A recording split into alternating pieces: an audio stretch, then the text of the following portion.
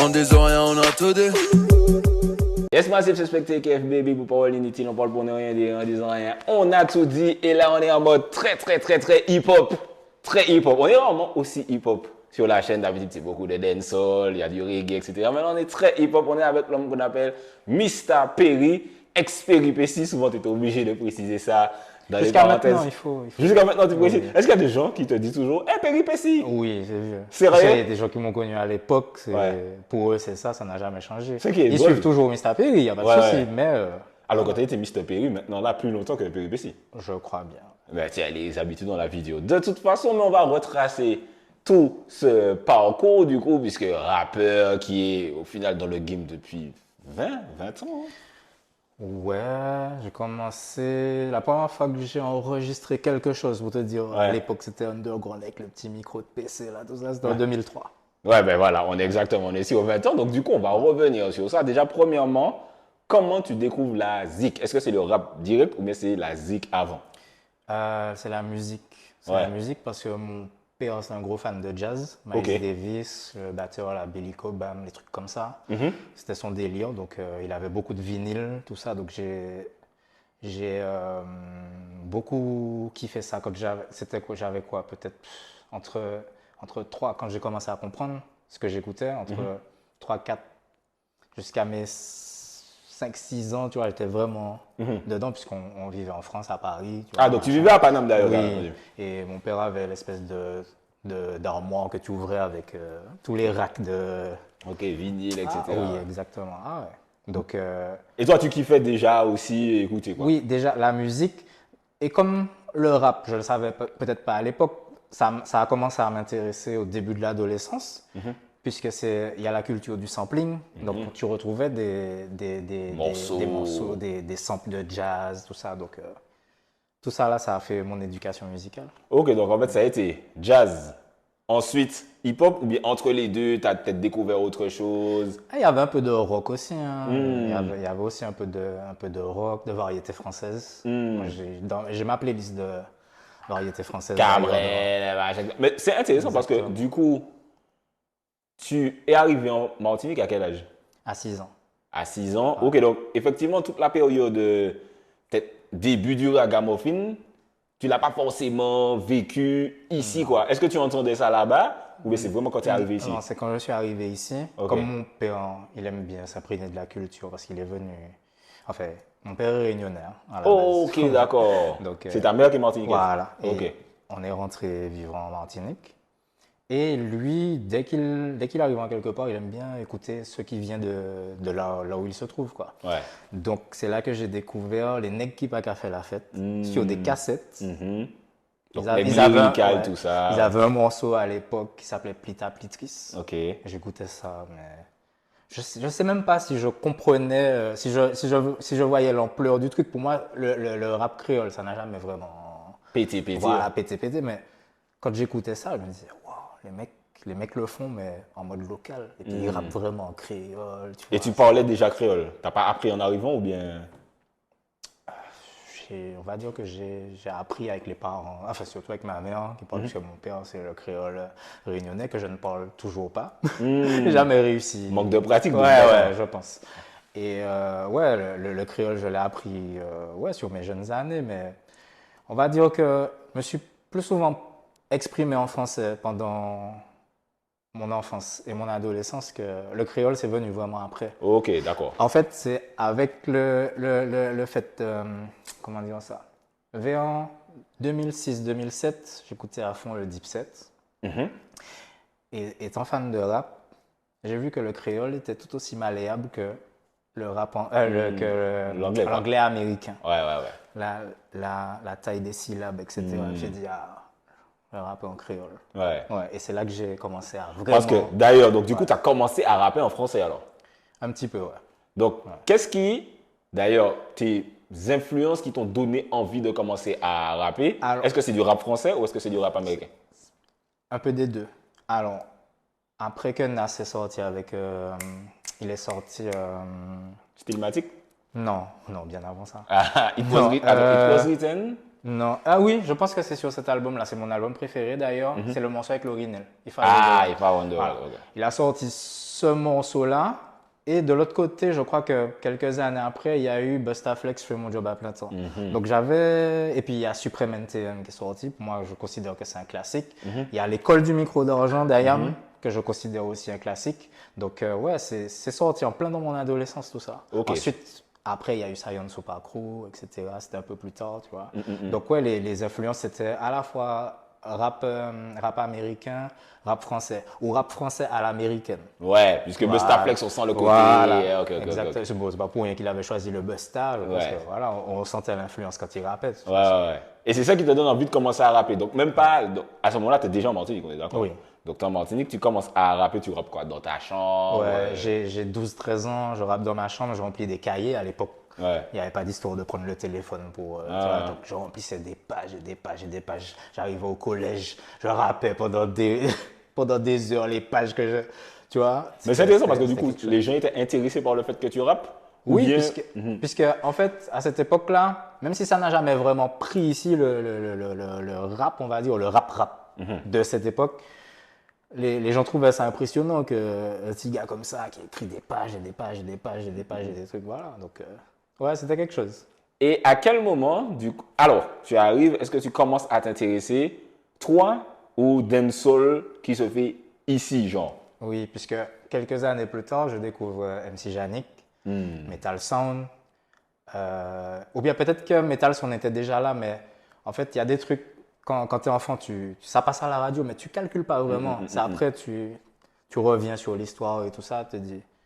Et c'est avec MC Janik, Metal Sound, Striker. Ouais. Je suis Striker. En plus, à ce qui paraît, il est comment? Il est réunion de Martiniquais. il me semble. Ah, ok. Donc, ouais, j'ai toujours été un gros fan ouais, tout ce qui est sorti à cette époque-là, ça m'a beaucoup influencé. Ok.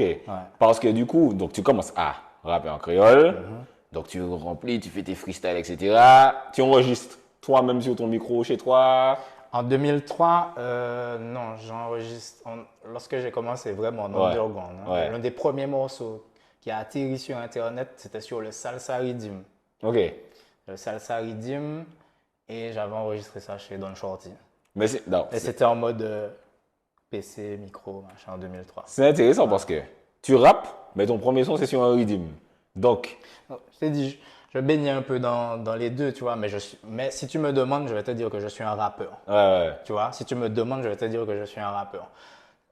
Si j'ai fait de la dancehall, c'est parce que ici c'est un petit peu plus, tu vois, le public avait une meilleure réception pour ce style-là, tu vois, voilà. Donc, c'était consciemment que, par exemple, au moment d'enregistrer, tu lui ai pas dit, bon, prends-moi Nassis Like, ou prends-moi ce truc, et puis je vais rapper. Tu savais. On a peut-être fait des freestyles au lycée sur ces instrus-là, tu Ouais. vois, mais on n'a pas enregistré de Parce que tu morceaux. te dis, bon, frère, je suis en Martinique. Et puis en plus, 2002-2003, le dancehall a vraiment, frère. voilà, je sais pas, bon, c'est un peu flou dans ma tête, mais un petit peu après, je crois, ou un petit peu avant, je crois qu'il y a eu Please Please Please, Celsius, Boudoum, ouais. ouais, tous ces rythms-là, le rhythm, Ouais. tu vois, donc ça prenait vraiment beaucoup de place, donc le rap, même si on rappait sur le côté, si tu voulais que les gens cliquent sur ton truc, c'était en Dancehall. mode dancehall. Et à ce moment-là, donc du coup, tu es au lycée. T'es au lycée. Le collège, tu rappelles déjà, mais vite fait. Ouais. Et est-ce qu'au lycée, tu te dis, bon, je veux, si on disait pas buzzer, mais est-ce que je veux me faire connaître, ou bien c'est une passion, quoi. Je pense que ça m'a desservi par la suite, justement. Mais en fait, quand j'ai commencé à faire de la musique, écrire des textes, des trucs un peu plus structurés dans ma tête à l'époque, tu vois, j'avais pas forcément ce drive-là. Ce drive de percer, buzzer, aller enregistrer, un machin. Ma première expérience studio où le morceau est sorti, où j'étais sur une compilation, où il y a eu un clip, Plan Couchal, ça s'est fait tellement au hasard, j'ai envie de te dire. Tu vois, à la base, j'étais même pas là pour ça. Il y avait un casting où est-ce que, pour un long métrage, ils cherchaient des jeunes talents qui savaient écrire, machin. Donc, je suis pas allé passer le casting. Donc Et écrire, c'est-à-dire ils savaient écrire des morceaux qu'on pourrait interpréter pour être la bande originale. Pour la du long BO, métrage. du coup. Voilà, un truc du genre, si je me rappelle bien. Et dans le public, tu as Lifebot de Forward Way, si tu te rappelles. Oui, le monsieur de Voilà. Forward, le groupe de Voilà. Mystical, tout ça. Ouais, chérie, j'ai pas d'unité. Exactement. Ouais, tout ça. il est dans le public et puis il me dit, oula, là, viens, machin. Il me dit, bon, non, bon numéro, machin, tout ça. Je dis, ok. Qui sont ces qui chantent là, ça a cassé, machin. Je chantais déjà Plan Couchal, mais en mode underground, il n'y avait pas de, il y avait pas le rythme. Machin. Et tu as chanté ça pour Oui, ouais, le casting de ouais, truc. puisqu'il fallait juste chanter quelque chose pour montrer qu'est-ce qu'on savait faire. Ok. Et moi, le storytelling, c'est quelque chose que j'ai toujours kiffé, tu vois. Donc, Parce que rap, voilà, renasse. exactement. Et quelques jours après, le gars m'emmène chez le Duc. Bon, le Duc de West Indian Records. Pour préciser, c'est l'un des gros producteurs à ce moment-là. Voilà. Et il me fait écouter le Redeem du Génération Dancehall 2, le Magnum Redeem. Et puis j'ai posé le jour même, je crois. J'avais même pas encore de troisième couplet. Je crois que j'ai écrit le troisième couplet sur place. Ok. Donc, et à l'époque, ouais, il y avait 1, 2, 3 couplets, tu répétais le quatrième. Attention, les sons étaient longs. Ah, Ouais, attention. voilà. Oui. Après, bon, en storytelling, les gens avaient envie d'entendre La fin. Voilà, Oui, oui, exactement. oui. Donc, voilà, et ça s'est fait comme ça. Hein. Mais en fait, c'est un peu une période où tu comprends pas vraiment ce qui se passe. Parce que à quel âge? Plan Couchal, t'as, allez. J'ai 19-20 ans. Ok. Ouais. Mais t'es là, mais pas que tu subis le truc, mais tu vois, ça t'arrive plus qu'autre chose, quoi. Tu es dans une mouvance où les gens te disent, fais ci, va ça. Mais parce que ce qu'il faut, pour replacer le contexte, à cette période-là, aux Antilles, il n'y a même pas encore Admiralty qui est genre big. Peut-être c'est Mosaic Creole est déjà sorti, mais c'est pas encore. On n'a pas de plan de carrière en fait. Ouais, voilà. C'est-à-dire qu'Admiralty, Il n'y avait pas de structure. il n'est pas encore à Universal, donc tu vois pas de futur. Ouais. Tu vois juste, allez, il y a Sahel and First, mais ne te dis pas, je vais être comme eux. Ouais. Surtout que c'est loin de ce que toi tu fais. Tu te dis, bon, je chante, et puis voilà. Ouais. Donc toi, tu enregistres Plan Couchal chez Laurent Leduc. Tu as conscience de ce qu'est Laurent Leduc à ce moment-là ou pas du tout en fait? Un petit peu, puisqu'il avait déjà sorti le Génération Dancehall, Ouais. le premier, avec Mais Belka et Golo Togo. Exactement. Je vois à peu près qui c'est. Parce tu vois, que comme il n'y a me pas dis, Internet à ce moment-là, ouais, voilà. tu connais la compile, mais c'est qui a fait la compile? Tu ne te poses pas forcément la question. Ouais. Donc, mais est-ce qu'il t'a dit, OK, tu seras sur une grosse compile, ça va péter, ou il t'a juste dit, viens, on va enregistrer? Ouais, juste, viens, on va enregistrer. Il m'a pas vendu un truc, tu vois. Comme je t'ai dit, je me suis laissé OK. guider par le truc, tu vois. Donc, Mais t'allais en studio, t'allais dans des studios déjà en ce oui, moment-là? ouais, ça c'était ça. En fait, quand je suis allé chez Laurent Leduc, il avait son studio, c'était à Palmis, je crois. Donc, ouais, c'est. Et c'est ta première fois en studio? Ouais. Wow. Dans un studio professionnel. Ouais. Donc, du coup, tu fais Plan Couchal, donc tu poses sur le son. Ça sort pas, je suppose, tout de suite après. Ben, je crois que je pose Plan Couchal en février. Ça sort pour les. Puis à l'époque, on attendait les grandes vacances pour sortir les compiles. Je pense que ça sort les grandes vacances de cette année-là, en 2004. Hein. Et ce qu'il faut savoir, c'est que tu es sur le Megamix, donc dans le clip, qui est, frère, je crois jusqu'à maintenant, il passe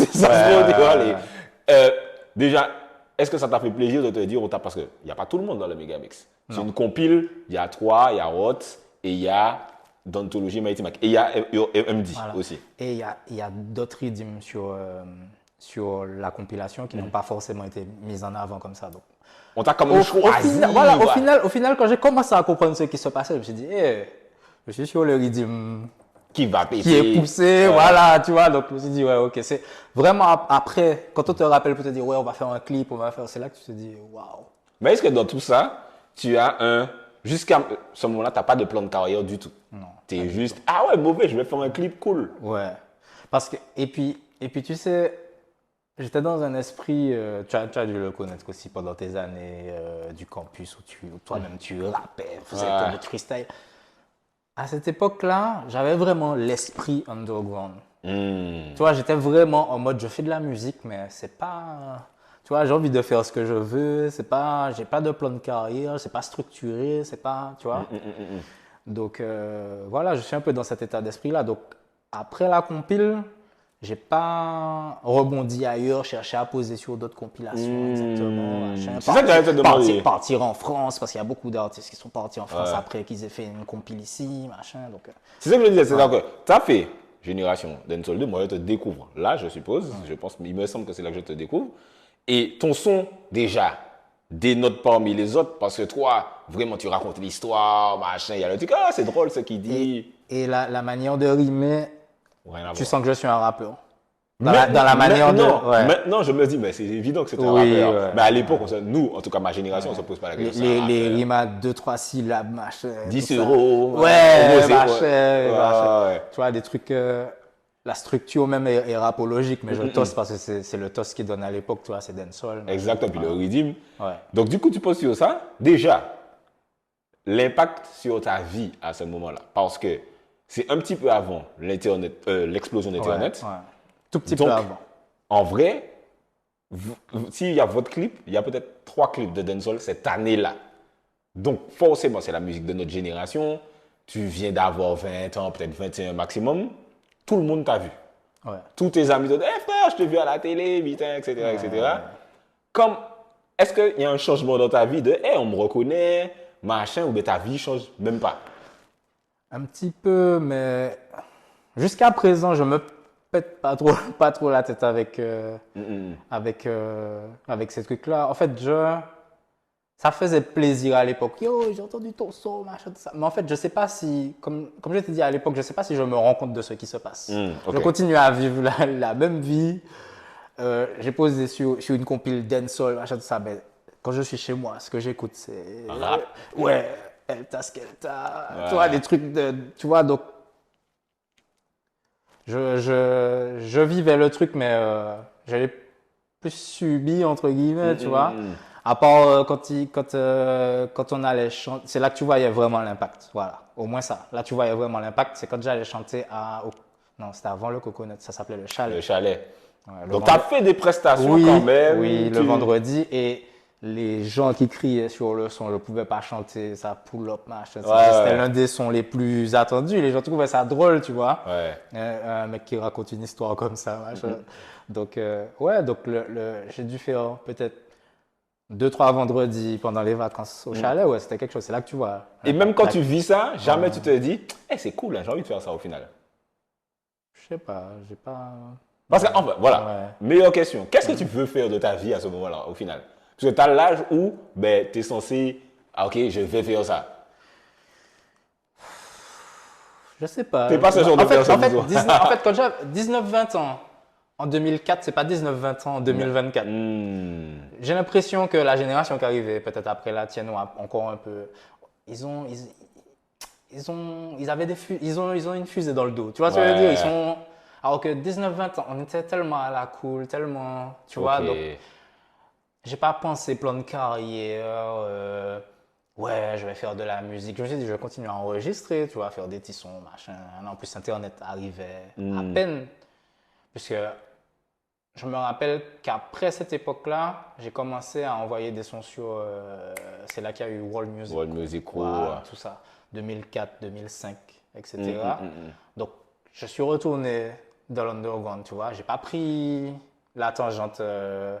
Allez, faut que je pète commercial, machin. T'as jamais démarché pour te dire producteur, putain, jamais. Non. Et en plus, la crise du disque arrive un petit peu après. Bien sûr. Donc, Laurent Leduc n'a pas refait de compile parce qu'il a dit, les gars, Ça vend pas. voilà. Et j'ai pu le voir en 2005, 2006, 2007. Je vais à la Galeria. Le disquaire qui s'y trouvait, j'ai oublié. Nuggets. Voilà. Je vois les CD de rap sont à 2 euros. Je ne sais pas si tu as eu le temps d'y aller. Ah ouais, bien sûr, bien sûr. Liquidation totale. Sur quoi je tombe? Le Black Album de Jay-Z Ouh. et Street. Street Disciples? Non, non. Fabulous. Euh, Mon album préféré. C'est le premier? Non, ça c'est Ghetto Fabulous. Ouais, l'autre jeu, je sais pas du Street tout. Talk, un truc comme ça. Ouais. J'achète les 2 albums, 4 euros. Tu vois, donc à cette époque-là, c'est la crise du disque. Ok. Machin, donc voilà. Donc toi, tu retournes dans l'underground, vraiment. Voilà. Et en fait, je pense que si le Duc avait continué, peut-être que ça m'aurait, tu vois, on m'aurait mis le truc pour aider les plantes à. Ouais, je se sais pas du tout développer. comment ça s'appelle, mais je vois. Le tuteur, voilà. Ok. Je pense que ça m'aurait mis sur la bonne trajectoire. Tu vois, voilà. Donc du coup, tu retournes dans l'underground et c'est là que je vois, entre guillemets, parce que c'est là que je commence vraiment à m'intéresser à l'underground et je me dis, ah, mais c'est pas le gars qui était sur Plan Couchal, etc. D'ailleurs, d'où vient le nom Péripétie? Ben, en fait, ça a un rapport direct avec le fait que j'aime le storytelling. Ok. Donc voilà, je me suis dit, bon, je vais être le gars qui fait des morceaux, mais qui raconte un peu des péripéties. Mais c'est funny parce que t'as pas continué à faire ça au final. Hmm, j'en fais toujours, Ouais. mais ouais, c'est vrai un petit peu moins qu'à l'époque. Ok. Un petit peu moins qu'à l'époque. Et puis, je regardais une interview enfin pas une interview, je regardais le Joe Budden podcast. Ce matin, quoi, il disait faut faire attention à la puissance des mots. En fait, quand je m'appelais péripétie, il y avait une espèce de lourdeur, tu sais, un truc lourd à porter. Tu vois, donc c'est pour ça qu'il y a eu aussi le changement, tu vois. Ok. Voilà. Mais sinon, c'était vraiment par rapport au storytelling que j'ai découvert avec MC Yannick. Il avait un morceau qui s'appelait Bon Appétit, je crois, où est-ce qu'il raconte une soirée, un peu comme Plan Couchal, où est-ce qu'on lui a donné n'importe quoi à manger, machin, ou voilà. Donc Il en faisait beaucoup d'ailleurs. Voilà. Même Galère, c'est un storytelling. Voilà. C'est vraiment MC Yannick qui m'a influencé dans le storytelling. Donc tu continues dans l'underground à ce moment-là. Tu t'appelles toujours Péripéties à ce moment-là. Jusqu'en 2009 environ. Ouais, 2000. Par là. Ouais. Parce que quand tu check, tu t'appelais déjà Mr. Perry et on a fait un son ensemble, je crois, 2010, un truc comme ça. Donc c'était par là. Mais intéressant, toujours du dancehall. C'est-à-dire que même dans le côté underground, tu t'es pas émancipé de ce truc de c'est ce qui donne. Ouais. Donc tu vois, par exemple, je t'entends sur une compile de Péripéties, même si arrivé en game là par accident, moi arrivé en dancehall, la poupée ça bon avec l'accident. C'est toi qui dis ça. Je me rappelais même pas. Moi, je me rappelle parce que c'est là que j'ai été découvert. Et je me suis dit, l'accident, la manzo, si ou cassant manzo. Je me suis dit, lui. Ouais, ça, c'est des rimes de rappeurs. C'est des rimes de rappeurs. Je me suis dit, oh, tu vois. Et donc, du coup, pourquoi tu continues dans le dancehall au final? Alors qu'en vrai, là maintenant, tu es free de. Tu vois, fais ton rap, tu vois. Bah, c'est ce que les gens consommaient, tu vois, à l'époque. Donc, tu mets le médicament dans le bonbon, entre guillemets, tu vois. C'est ça. Hein. Donc, prendre mes textes un peu avec l'écriture rapologique, etc., mais essayer de. Tu vois, raccourcir. Voilà, de le faire. T'avais pas une frustration? Tu sais, en mode, putain, j'ai envie de faire mon rap. Surtout qu'à ce moment-là, le rap, il y a vraiment des. Pas pour dire que le rap maintenant c'est nul, mais il y a des excellents rap. Tu sais, c'est vraiment Jay-Z, Nas, les débuts de la trappe avec Young Jeezy. T'as connu vraiment une période où t'avais 20 ans et c'était déjà big. Ouais. Donc, est-ce que tu t'es dit, putain, j'ai grave envie de poser sur cette instru de Young Non, Jeezy? on le faisait en freestyle. On enregistrait des freestyles, on mettait sur Skyblog. À l'époque, tu pouvais voir les lectures et tout ça, les gens qui ont cliqué, tout ça. Donc, en fait, on faisait un peu des deux, ça dépendait du mood. Ça dépendait du mood. Et même à l'époque, je chantais avec des gens qui n'étaient pas forcément des rappeurs, je les faisais poser sur des trucs rap, alors que bon, c'était pas forcément leur délire, tu vois. Et il y avait aussi un morceau, Take It Easy. Ouais. Ah, il y avait un clip de ça. Oui. Comment ça se goupille ça aussi? Parce que même ça. C'est un petit peu après l'époque Plan Couchal, je pense que c'est vers la rentrée, parce que le mec il m'a découvert à ce moment-là. Il dit, lui là, je veux travailler avec lui. C'est une compile aussi, Take It Easy, ou même pas? Compile, groupe, je sais pas. Ouais, C'était un concept. Ouais. Et puis, en fait, la chanteuse qui s'appelle Verso, j'avais rencontré au lycée. La première année qu'il y a eu, où est-ce que le lycée Centre-Sud a ouvert. Voilà. Ben voilà, je suis retourné à l'école après Plan Couchal. Ouais, je suis allé en électricité, mais le courant passait pas. Ouais. Et là, donc, qui est-ce qui forme ce groupe-là? Comment ça se fait, en fait?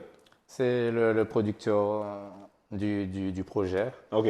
qui nous rassemble. C'était pas un producteur connu, c'est des gens. Non, c'était un gars qui voulait qui voulait sortir de la musique.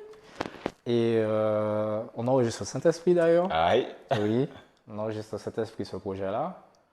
Et voilà, ça sort avec un clip et tout, machin. Mais là, bizarrement, l'instru n'est pas vraiment dancehall, c'est pas vraiment rap. Donc, je suis un peu entre les deux au niveau du texte et tout ça. Donc, ouais. Même sur le refrain un peu R&B. Ouais, exactement. Ah non, c'est une chanteuse de malade. Ok. Verso. Ah ouais. C'était déjà c'était. On était au lycée avec elle, on entendait chanter. On s'est dit, mais frère, c'est Aretha Franklin, c'est. Ok, tu vois, ouais. ah ouais. Voilà. Et du coup, mais pareil, peut-être que comme toi, elle n'a même pas de plan de carrière, de business. Personne n'avait de plan de carrière en 2004.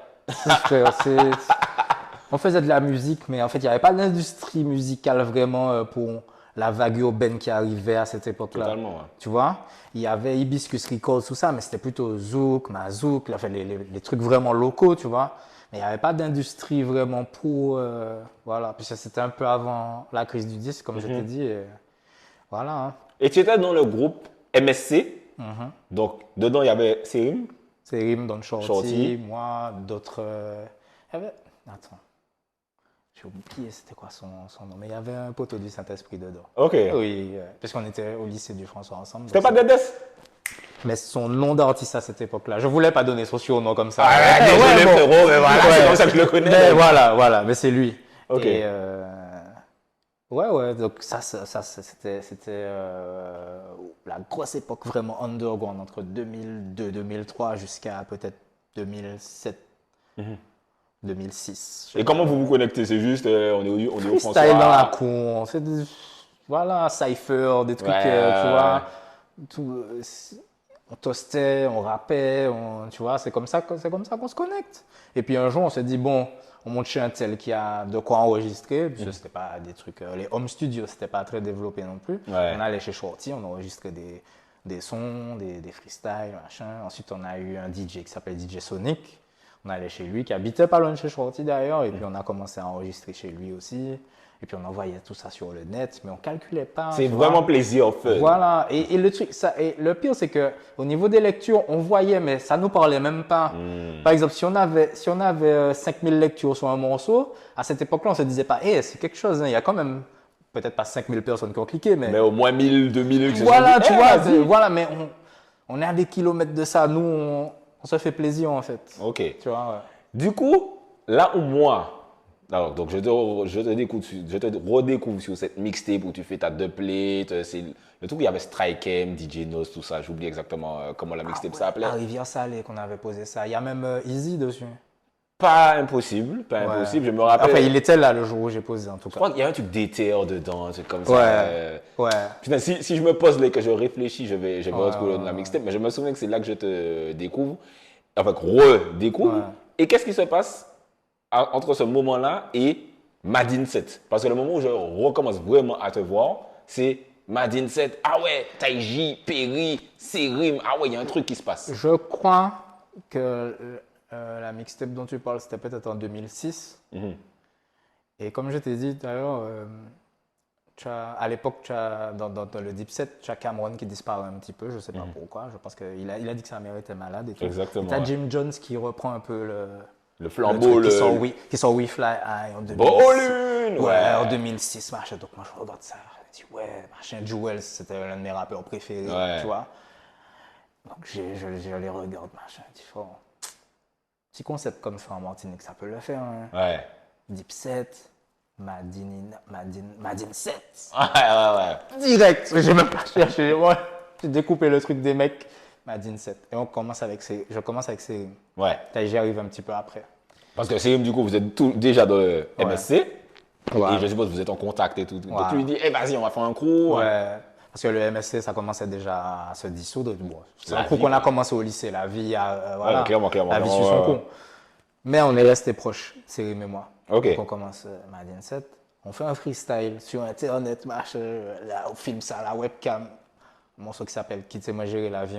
Ouais, je me qu'on a souviens, enregistré. Brown Paper Bag. Ouais, sur Brown Paper, exactement. Puis on voit qu'il y a de l'engouement, machin, tout ça. On voit dans les commentaires, ouais, machin. Je dis, on tient un truc là. Et Taiji, je crois que je l'avais rencontré quelques mois auparavant. Je lui ai dit, ça t'intéresse de faire partie d'un crew, machin, Madin 7. Machin. Boum, direct. Et il y a même quelqu'un dans le Madin 7 qui était avec nous, qui a vraiment fait les débuts, mais qui a tout pété après. Et j'en étais pas forcément au courant, c'est Blade. Ah ouais? Ouais. Blade, il était dans Madin 7. Oui. C'est méga drôle, mais vraiment early, les débuts. Parce que tu l'as check, tu lui as dit, viens dans Madin 7 aussi, quoi. En fait, c'est avec lui que je parlais de ça sur MSN. Et quand j'ai lancé le concept, j'en ai parlé à Serim. Mais c'est avec Blade que je parlais de ça. Parce que lui-même me dit, oh fan. Et c'est Don Shorty qui était à Bellevue à l'époque. au lycée Bellevue, où Bled a été aussi. Il me disait, faut moi check Perry, frère, faut que moi check Perry, mais c'est machin. Et quand on a commencé à discuter, on a vu que tous les deux, on était fans de Dipset, tout ça. Donc on s'est dit, allez, on fait un concept martiniquais. Bon, c'est un mouvement, machin, c'est pas vraiment un groupe, machin, tu vois. Puis c'est comme ça que ça part. Et puis on sort des freestyles, machin. D'ailleurs, les Skyblogs doivent toujours être en ligne. Hein. Plus maintenant parce que Skyblog a disparu. Ouais, Malheureusement. pendant un temps, c'était encore en ligne. On sort des freestyles, machin. Mais t'as des freestyles avec Blade et tout? Ouais. Ah ouais, ok. Mais juste quelques-uns. Parce que là, en fait, quand on a commencé, je crois que la fin de l'année, il sort rien qui business. Ou l'année suivante. Ok. Tu vois, donc il part sur son propre truc, tu vois. Ok. Machin. Et à l'époque, on enregistrait chez DJ LC, qui est devenu Mr. SM. Mr. SM, ouais. Et puis, ouais, voilà. Et lui-même s'est imprégné de... C'est nous qui lui avons inculqué ça, parce qu'à la base, il était vraiment DJ. Hein, DJ LC, c'était vraiment pour nous faire enregistrer, faire des mix, machin, tout ça. Et puis après, il se met à chanter aussi. Ok. Donc voilà, on a eu le temps de faire quelques sons avec lui. Et puis à l'époque, sa mère avait Radio Liberté. Radio Liberté, ouais. Donc tout ça, là, ça a créé une mouvance. On avait quelques morceaux qui passaient en radio, mais underground, tu vois. Donc, Non, mais Dipset, tu sais, c'est vraiment... Tu vois, tu l'as dit, c'était pas un crew, c'était un mouvement. Et ça a vraiment créé un mouvement où vous aviez fait nettoyage. Tu sais, vous étiez... En plus, c'est vraiment, dans cette période underground, on était relou, désagréable, clash. Lui, parce que je regardais votre interview, c'est Défunt Radix, je crois qu'il vous filmait. Ouais. Et puis vous étiez en mode, ouais, on est venu faire le nettoyage, il y a trop de Ghostbusters dans le mouvement underground. Ouais, Al-Khali. Vous étiez vraiment arrivé en mode chiant, quoi. Quand je t'ai dit que toute cette période-là, on avait l'esprit underground, c'était l'esprit underground, mais voilà, mais avec quelques vues, puis ça c'est les débuts de tout ce qui est... Enfin, la Madine Music était déjà arrivée. Voilà, tout ça. Donc, mais on mettait un petit peu d'eau dans notre vin, puisqu'on a sorti un morceau qui s'appelle Miss Madabouti. Plus en mode why not. Voilà, on a fait le 2 aussi pour montrer que. Voilà, mais sinon on était à fond, ouais, punchline, machin, rap. Machin. Mais attends, nettoie, il n'y a même pas de refrain. Tu sais, les gens t'arrivent, tu rappes pendant 5 heures, lui rappe pendant 5 heures. Ouais. Tout ce qui était structure, machin, à l'époque, on était en mode. En fait, la manière dont le public consommait la musique, on pouvait se permettre de faire ça, tu vois. Les gens qui écoutaient nos morceaux, c'était des gens qui savaient que... Underground. Voilà, eux-mêmes avaient l'esprit underground. Parce que là, il y avait... Parce que quand tu étais underground, tu sais, dans ta jeunesse au début, tout ça, il n'y avait pas d'underground. C'est toi qui étais underground. Voilà. Mais au final, Madine Music, World Music Crew, Tropical Sound, tout ça, ça a créé vraiment un underground. Donc, est-ce que tu t'es dit en mode, là, je suis dans mon élément, enfin, il y a un underground, il y a un game. Parce qu'avant, il n'y a pas de game, en fait. À cette époque-là, j'ai pas l'esprit. Je parlais peut-être de game dans les lyrics, ça, mais j'ai pas l'esprit game en fait. C'est quoi ton état d'esprit d'ailleurs à ce moment-là? Voilà, comme pour nous, c'était tellement facile d'aller enregistrer, d'écrire nos textes, d'appeler un tel, de dire, hey, j'écris sur tel concept, machin, j'ai besoin que tu poses un 16 là-dessus, 16 mesures, 24 mesures. On allait chez LC, on enregistrait les morceaux et ensuite on les envoyait à ceux qui géraient les sites. Et puis ça se faisait tout seul. Donc on n'est pas dans la difficulté non plus pour te dire ouais, on doit percer, machin. Donc, les morceaux tournent, le public écoute, tu vois. Donc mais est-ce qu'à ce moment-là, toujours pas de plan de carrière? Non. Même quand Miss Madabouti 2 fait 600 000 vues, mais tu sais, on regarde ça, maintenant pour nous 600 000 vues c'est beaucoup, mais à l'époque on regarde ça comme si c'est cool, tu vois, mais on n'est pas à fond en mode ouais, plein de carrière, machin, comme je t'ai dit, tu vois. Donc en fait, à aucun moment dans ton parcours, tu as eu envie de, vas-y, pourquoi pas, par exemple, comme Mali Pierce. Il y a du rap maintenant. Ouais. Pourquoi pas, Mais le souci, c'est qu'à l'époque où Mali Pierce, j'avais pas encore fait la transition rappée parce que lui, il a pris un peu la mouvance crunk, sauce, machin. Je rappais pas vraiment sur ce truc-là. Ça arrive un petit peu après. Donc, je me suis dit, tant mieux, il y a un rappeur martiniquais qui a des sons qui passent à la radio, tu vois, à des heures d'écoute quand même. Et puis sur des grosses radios, oui, sur des grosses radios. Je me rappelle, il avait le Ouka les Trop. Ouka les Trop, il y a même un truc Didi qui est en mode love. Ouais. Donc, je me dis, en fait, c'était un peu difficile de... Comment dire ça? c'était un peu difficile de se structurer. Ça partait dans tous les sens, en fait, dans nos têtes. On était en mode, on veut surtout faire de la musique, poser des sons, les sortir, machin. Tu vois, à la chaîne, on n'était pas dans la structure, ouais, essaye de créer un single, créer l'attente, créer le buzz, machin, regarde tes j'aime, regarde sur quoi le public réagit le plus. On était en mode, on vous donne ce qu'on a à vous donner, voilà, en mode freestyle. Tu vois, donc... Parce qu'il y avait quand même des gens qui voulaient percer, tu sais, à cette période-là. Tu sentais qu'il y avait ce truc de le beau buzz est arrivé, les gens commençaient à faire des showcases, il y avait le truc. Et quand même, il y avait des gens qui étaient en mode, eh, vas-y, on peut faire un truc. Et vous, pas du tout. Non, mais en plus, le Madin 7 s'est arrêté un peu juste avant. Juste avant. C'est vrai, ouais, juste avant la grosse Parce période. que, voilà, parce que le Madin 7, c'était quoi? 2008-2010. Ouais. Et ensuite, tu as eu l'arrivée du buzz, du Chata, du buzz, etc. avec Magic, Fit Magic, machin, tout ça. Il y a la génération J-Max et tout ça. Ces gars-là qui sont arrivés. Tout ça, c'est arrivé en 2011, tu vois. Je sais, c'est vrai, voilà. Vous étiez un peu avant. Ouais. D'ailleurs, pendant votre période Madin 7, vous avez le clash incroyable avec Koulou. Comment toi, parce que tu connaissais déjà Koulou de base, toi, avant, non? Pas vraiment. Ah, tu le connaissais juste de ouais, nom? Juste, ouais. Ok. Et toi, tu t'es dit, eh, vas-y, on est en mode clash, vas-y. Toi, tu ne fais pas les sons, mais tu fais les intros, tu es en mode drôle, etc. C'est un peu le Jim Jones, en fait. En fait, c'est parce que à cette époque-là, j'étais en mode frère, si tu es dans mon crew, tu roules avec moi, on disait que c'était un mouvement, mais en fait, c'est devenu un crew. Hein, surtout qu'en fait, Madin 7, c'était vous trois, quoi. Voilà, et il y avait d'autres personnes, mais il y avait un noyau dur. Ouais. Tu vois, donc je dis, si ça laisse à ouiller, moi, gars, suis-vous. Tu vois, donc c'est ça, hein, c'est ça à l'époque, ouais. Il s'y est mis, je me suis dit, bon, bah, frère. D'ailleurs, c'est ton seul clash, en fait. Non, j'ai eu des clashs auparavant, mais c'était des trucs vraiment underground. Ouais, vraiment moins. Parce que. Ah oui, non, t'as même MC Ron, putain, MC Ron, frère, Godzilla, c'était une dinguerie, ça aussi. Et tu sais ce qui était super drôle avec ce clash-là, c'est que j'ai entendu ton son, je n'ai jamais entendu ce MC Ron.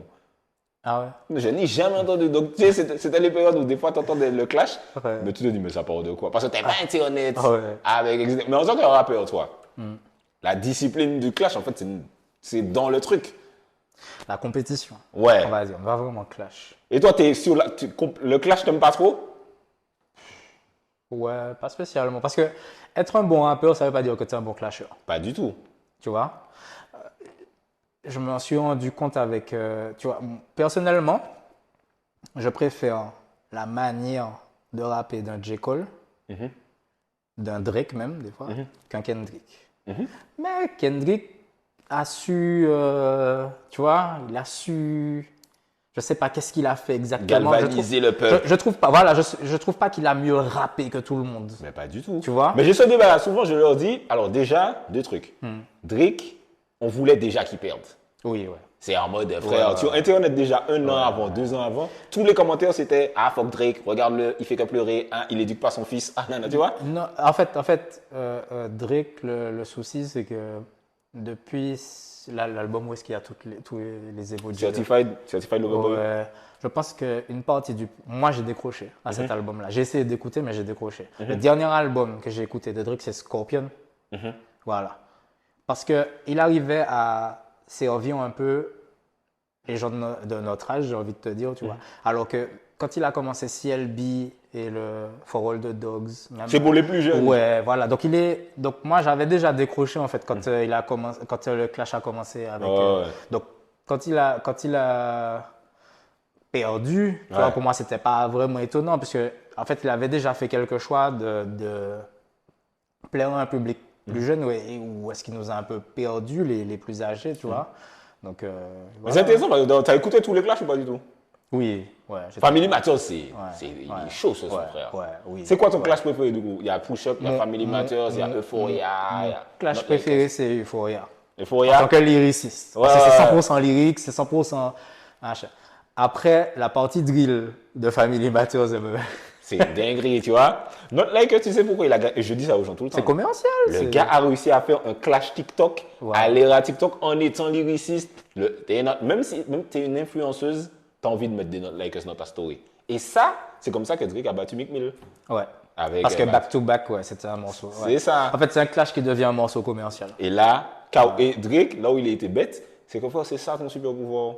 faire des bangers. Ouais. Mais je pense que comme il était contre Kendrick, il s'est dit, vas-y, je vais pas faire de commercial pour qu'on dise pas que je suis commercial. J'avais pas pensé à ça. Alors qu'en fait, mes frères utilisent ton pas super pensé à pouvoir, ça. tu vois. Ouais. Stratégie. Mais toi, effectivement, donc du coup, le clash, c'est pas non plus ton truc. Non, pas vraiment. Comme je te disais, tu peux avoir toutes les punchlines que tu veux et il y a un gars qui va arriver avec un lyrics un peu moins structuré mais qui va te foutre à la fête devant tout le monde, tu vois. Ça va mieux passer. Surtout auprès du public martiniquais, tu vois. Bien sûr. Ouais. Parce que moi, je vais aller chercher la métaphore, le truc, machin. Rien à faire. Mais regarde, je parlais avec Machou il y a peut-être 2 semaines. Nas Jay-Z. Ouais. Takeover, théoriquement, il l'a découpé. C'est un meilleur morceau. C'est un meilleur son. Ouais. Mais Ether, t'as une grosse bouche, t'es gay, mais j'ai gagné. Ouais. Il a fait plein de jeux de mots. Et nous, tu sais, ouais. par exemple, je sais comment t'écris, je sais comment j'écris, je sais que j'aurais plus essayé de faire un takeover qu'un Ether. Ouais. Et donc, on allait perdre. Ouais. C'est fou ça, hein? Ouais. Au final, que effectivement, les gens disent, ouais, le meilleur clash, etc. Mais il y a tout ce qu'il y a derrière. Il y a ta position dans le game aussi. Ouais. Tu vois, par exemple, Jay-Z, il était là, Nas était là, et on a tendance à vouloir faire gagner celui qui est en bas. Je sais pas si tu as remarqué ce truc-là. J'appelle ça la théorie du niveau 2. Rooting for the underdog. Exactement, je ne vais pas Exactement. vous le dire en anglais, Ouais, tu vois, ouais, mais c'est exactement ça. Ouais. C'est quoi ton clash préféré d'ailleurs dans l'histoire du rap game? Je vais pas te mentir, c'est bon, comme on te dit, recency bias, tu vois, not like us. Non, c'est pas mon préféré, mais en fait, quand j'écoute le texte même, ce qu'il raconte, machin, tout ça, la manière dont il, tu vois, Ouais. ça me fait rire, machin. C'est très drôle, ouais. Avec beaucoup de légèreté. Les rimes sont pas super recherchées, hein, avec beaucoup de légèreté. Mais mon clash préféré, il y a No Vaseline de Ice Cube. Ice Cube. Ouais, contre NWA. Hit 'em Up, hein. Et tu sais, moi, j'ai jamais aimé Hit 'em Up, tu sais pourquoi? Parce que je trouve qu'ils se foutent de notre gueule, en fait. Hit 'em Up, il y a peut-être 2 grosses punches dedans. I fuck your wife, fuck, machin, fini. En fait, Hit 'em Up, voilà, c'est pas pour les gens qui aiment écouter, Non. tu vois, les métaphores. D'ailleurs, Pac n'écrivait pas vraiment comme ça. Tu vois. J'ai toujours trouvé Biggie plus fort techniquement, Largement, etc. Machin. Mais en fait, Hit 'em Up, c'était surtout. Ça, encore une fois, c'est encore super drôle, tu vois. Le mec, il est juste nu, il est dans un truc supérieur. Grab your Glock when you see Tupac, machin. Frère, tu vois, en fait, c'est l'énergie. C'est l'énergie. Après, en clash même, enfin, en 10, on va dire, stick 10, parce qu'après que le peuple ait déclaré que Jay-Z avait perdu, il a sorti Blueprint 2, je crois, ouais. C'est lui où il dit, ouais, je suis devenu une fois opérateur, ton jungle, c'est. Ouais, c'est rien à côté de moi, machin. Ouais, je me rappelle de celui-là. Ouais. Non, c'est un bon. Mais moi, Takeover, pour moi, je sais pas, je trouve qu'il est très sous-côté, Takeover. En fait, oui, en fait, j'aime pas forcément quand. J'aime bien quand, par exemple, Jay-Z le fait beaucoup. Il va chanter sur tout un son et puis il a 2 petites lignes qui s'adressent à toi. Juste ça, tu vois, j'aime bien les morceaux comme ça. Mais genre un full clash sur toi, ouais. Digger Hall, c'était marrant sur Cameron, machin. Ouais. Tu vois, quand il lui dit la seule fois où tu as fait platine, c'est quand tu étais dans mon crew. Tu vois, ça, c'est des trucs, tu vois. Ouais. Alors, j'ai l'impression aussi que Kendrick, ce sera le dernier clash de l'histoire, en fait. Où les gens se sont affrontés comme ça. Ouais, parce qu'il n'y a plus de lyricistes déjà. Non. Et surtout lyriciste à ce niveau-là, il faut que ça intéresse les gens. J'ai l'impression que c'était la fin de cycle. Je regardais quelques trucs sur YouTube, enfin quelques vidéos, tout ça, et ils disent, mais on se rend pas compte que Kendrick, Cole et Drake sont dans la fin de trentaine, là. Ah, c'est fini. Et la génération suivante, tout ça. C'est Lil Baby, c'est Rod Wave, il n'y a plus de vraiment les gars qui savent faire les deux. Tu sais, je sais faire des tubes. Lil Baby, j'ai aimé au début, mais à un moment. C'est répétitif de ouf. Voilà. Tu vois. Là, actuellement, ben, c'est le rap entertainment, ce sera à 100%.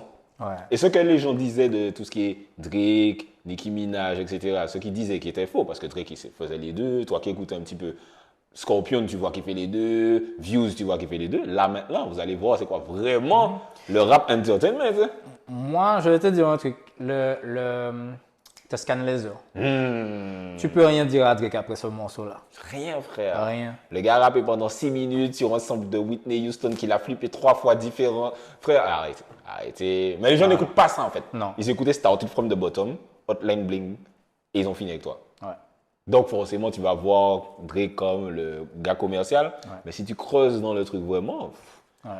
Et il n'y aura plus de ça. Tu sais, les gars, même J. Cole, il fait les deux. Ouais. J. Cole, il savent, enfin, moins maintenant, mais ils savent te donner un workout for me, workout. Mais après, il va te faire tout ce qu'il sait faire de mieux. Et Kendrick aussi, c'est pour ça que c'est Kendrick, parce qu'il sait faire humble, et puis aller te faire un son que personne ne va comprendre, à part les kiffeurs, quoi. Ouais. Donc c'est pour ça que tout ce qui est clash, machin, je préfère envoyer 2 petites lignes par-ci, par-là, machin. Ouais. C'était plus marrant. Où ça c'est bon. Voilà, toi, tu vois, sais, voilà. et puis le game. Mais tu sais, à l'époque, les clashs étaient entre nous, petits cons de l'underground, en plus. C'est ça qui est le plus drôle. C'est pas des trucs qui devenaient méga big. Non, mais en fait, on était dans une bulle à cette époque. Toi-même, Mais j'étais dedans, c'est moi qui ai créé la bulle. On était, voilà, oui, j'ai envie de te dire, on était dans une espèce de bulle à cette époque-là, underground, où les gens de l'extérieur, soit ils nous calculaient pas, soit ils essayaient de regarder, mais ils comprenaient pas ce qui se passait. Non, mais clairement, parce que tu n'avais pas les réseaux sociaux, pareil que maintenant, pour vraiment raconter l'histoire. Ouais. Donc, des fois, comme je te dis, j'entendais un clash, j'entendais jamais la réponse, je ne savais pas d'où c'était parti, etc. quoi.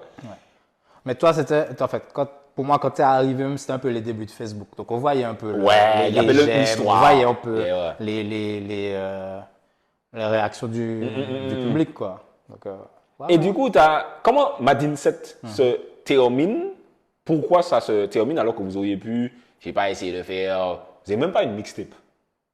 Ouais, on devait en faire une. Vous n'avez même pas. C'est-à-dire que vous Madina seul. c'est-à-dire que vous avez On avait vraiment. annoncé, on n'a jamais sorti. Le mouvement, les têtes, parce que tu vois, vous étiez, en tout cas, underground, vous étiez suivis, les gens étaient là, ah ouais, putain, un truc, et vous n'avez pas concrétisé avec un projet, quoi. Ouais. Pour pas rentrer plus que ça dans les détails, on va dire qu'il y avait. J'ai commencé à noter des différences artistiques, même si on s'éloignait musicalement. Il y a des délires que je n'aimais pas forcément, machin, etc. D'ailleurs, à cette époque-là, je sors un morceau un peu triste, un peu piano, là, un peu Pachelbel encore. Tu vois, j'étais plus dans un délire introspectif.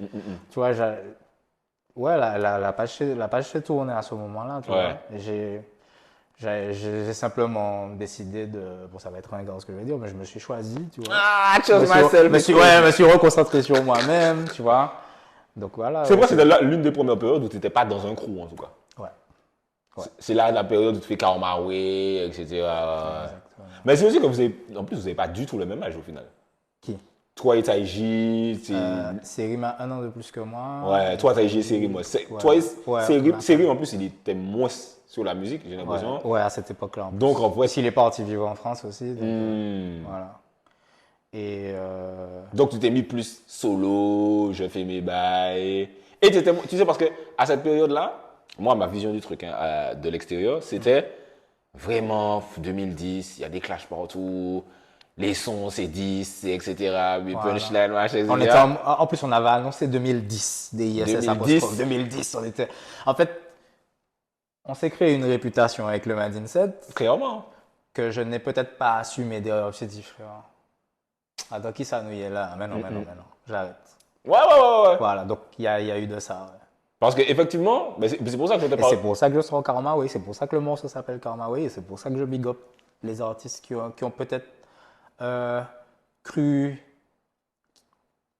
qu'on avait un problème avec eux à l'époque, de Madin 7, tu vois ce que je veux dire? Ouais. Tu vois, donc voilà. Parce qu'effectivement, c'est pour ça que je te parlais d'âge. Je me dis, nous, frère, on est là, on a 20 ans, 21 ans. Eh, vas-y, on veut clasher les gens, on s'en bat les couilles, on est là. Et puis, à un moment, je me suis dit, Perry, ah ouais, il nous a lâché de ouf. Ouais. Comment il nous a lâché de ouf et tout, machin. Mais peut-être que c'est parce que t'as pas expliqué. Ouais. Tu vois, t'as fait ta transition et puis t'as fait ta transition, etc. Exactement. Quoi. Et À un moment, j'avais coupé les réseaux, machin, etc. Ah ouais. Et puis, ouais. Mais c'était, parce qu'on en parle là maintenant, mais est-ce que c'était dur à vivre cette période de clash, machin, tel public, tel artiste qui t'aime peut-être pas, machin, ou... Parce que on balançait les sons, mais on ne regardait pas vraiment ce qui se passait sur Internet. C'est après, au retour, t'as les OG du game qui viennent te dire « Yo, Perry, tu as fait un des petits game. » Il y a un OG du game que j'appelais mon parrain à l'époque, parce qu'à chaque fois qu'il me voyait, il était de bons conseils, c'est Valé.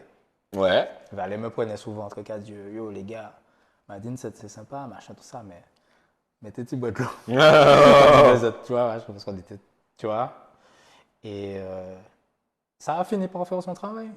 Ça a fini par faire son travail, tu vois, parce que bon, faut que pas aller voir plusieurs fois pour, tu vois, pour que tu t'imprègnes du truc. Donc voilà, c'est pour ça que cette transition, en fait, quand ça m'a vraiment frappé, la transition était rapide, tu vois.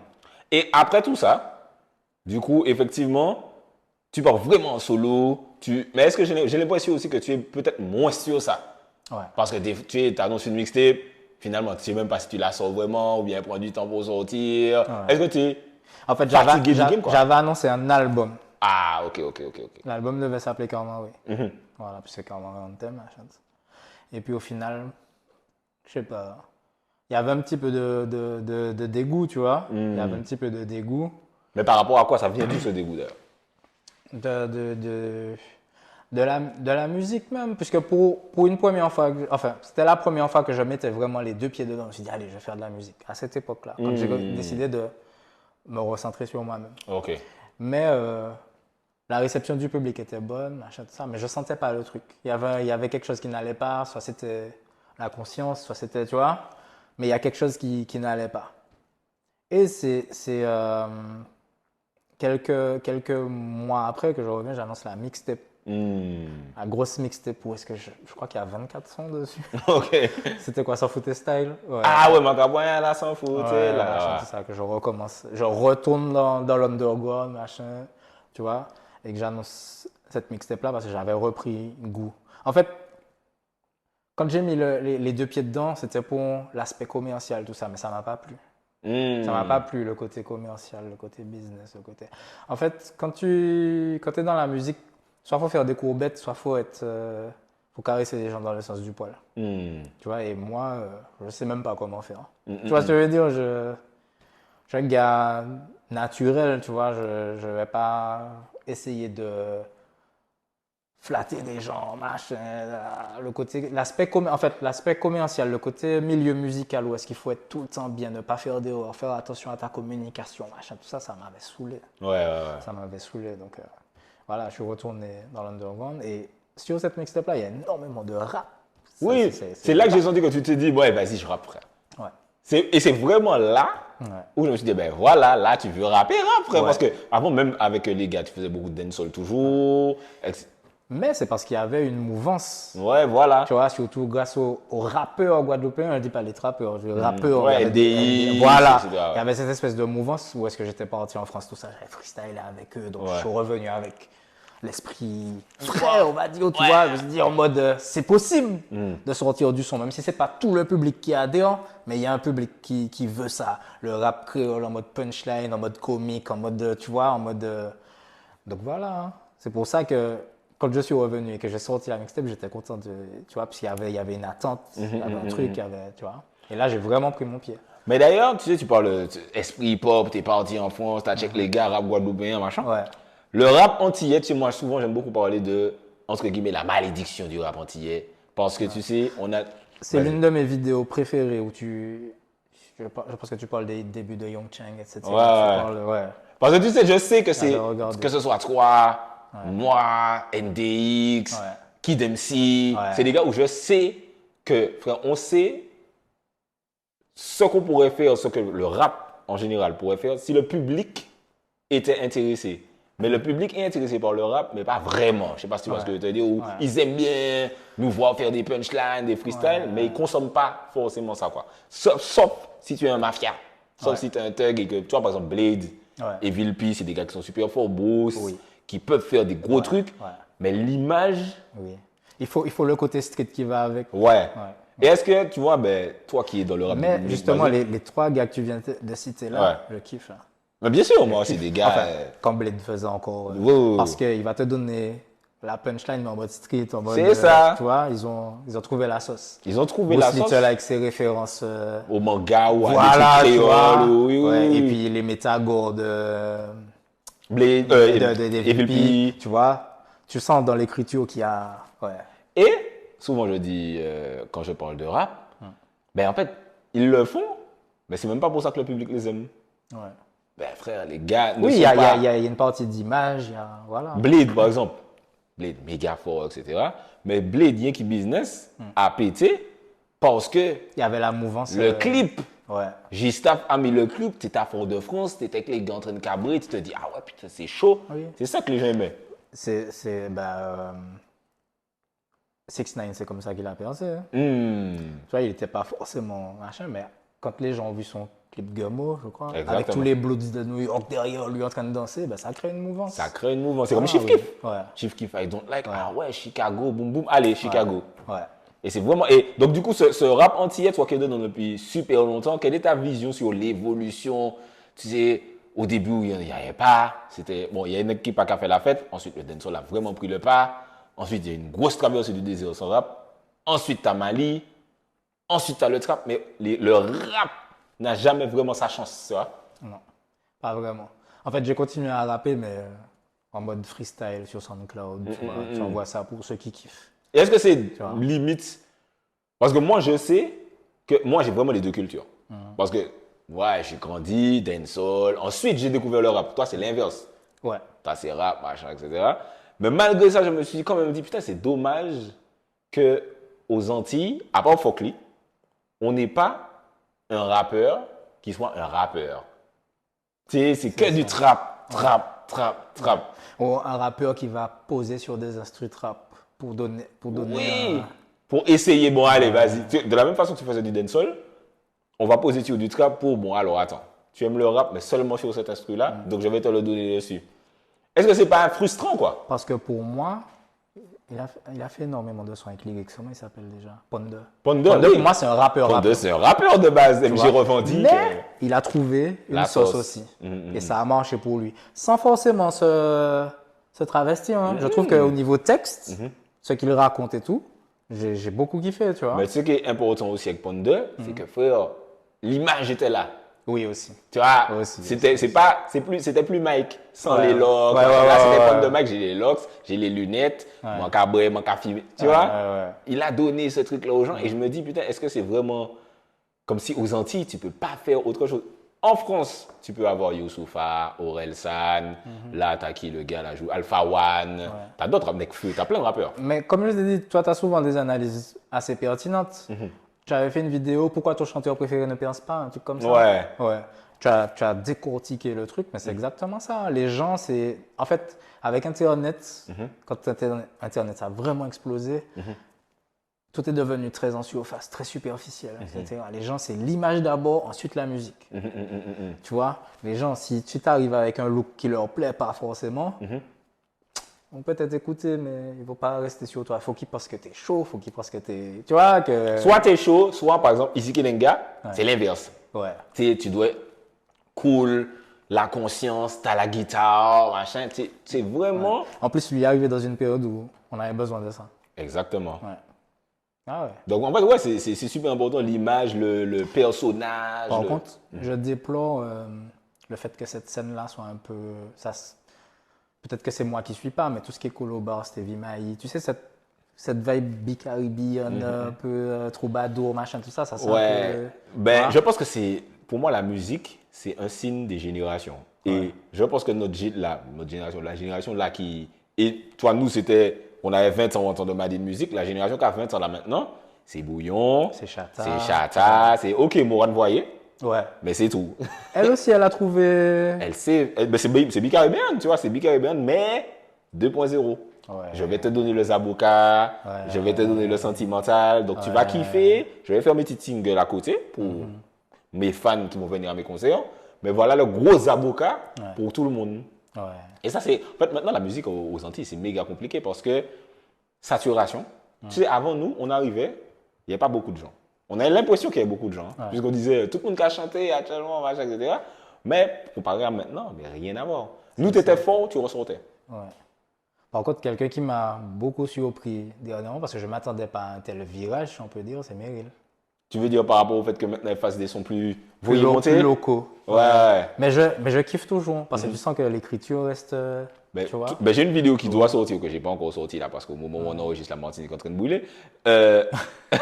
Au moment où elle a fait le virage, et même quand elle fait d'autres sons, en fait, Meryl en général, ben, comme je te le disais tout à l'heure, les gens aiment Meryl pour les mélodies, parce qu'elle est très forte en mélodie, l'image, mais ils ne se rendent pas compte que c'est une lyriciste de ouf. Ouais. Elle dit des trucs, des fois je me dis, vous n'avez pas entendu ça, vous êtes des ouf, frère. Ou bien même quand elle délire, lâchez les dômes. Comme Noni Lox, de la Cavando. Tu vois, elle dit ça. Elle dit des trucs, on se rend même pas compte qu'en fait, c'est une seule Mais en fait, elle parle des grandes personnes qui voient des jeunes loxés, ils Ouais. se disent, Yoni Lox, Cavando. Bon, en fait, elle te le met dans le Elle le place. Ouais. Et quand elle dit, machin, no fake, no IA, machin, tout No ça, fake, mais no c'est I. fort. Même si elle est dans un flow très rapide. Tu vois, moi, elle a un livre, j'en parlais hier encore, où elle disait le son Ma Petite avec Rachel Ouais, Allison, qui est un gros titre, qui a un thème très important. Quand elle dit Do mineur, il chante comme R. Kelly. Ouais. Faut arrêter, frère. Qui est-ce qui écrit ça? Personne, Ouais, frère. ouais, Il n'y a personne qui écrit ça. Ouais.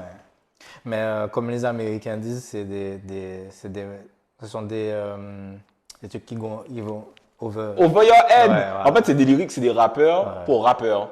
Mais tu sais, même quand, puisque c'est ma petite cousine, on chantait, machin, elle enregistrait chez moi et tout, Ouais. je lui disais, chante pour les gens, en fait. Ne chante pas pour nous. Parce que moi, je sais que t'es forte.